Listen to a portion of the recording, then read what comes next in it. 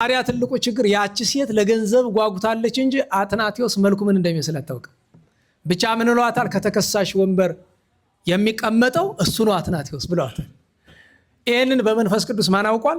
ደቀ መዝሙር ቅዱስ ጢሞቴዎስ። ልክ ክሱ ሲጀመር መምህር አለው አትናቴዎስን፣ አቤት አንድ ጊዜ የማሳይ ነገር አለኝና አንተ አትሄድ፣ እኔ ወደ ተከሳሽ ስፍራ ልሄድኛልና ሄዶ ተከሳሽ ስፍራ ቀጥ። ከዚያ አቁሞ አንቺ ይላታል እሷን፣ በእውኑ እኔ ከአንቺ ወልጃለሁ ምኖ ሲላት፣ እንዴ አንተ? አዎ አንድ ቀን መጥተህ እንዲህ እኔ ጋር አድርገህ ብላ ማአት ነገር አለች። ከሳሾቹ በሙሉ አፍረው ወጥተው ሮጫቸው። እሷ አልገባት ምን እንደሆነ ሳቅ። እዛ ያለው ሰው ሳቀባት።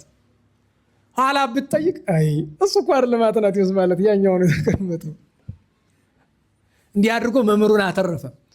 እሷ ግን በሐሰት ለገንዘብ ብላ መሰከረች። ኋላ በምጥ ምክንያት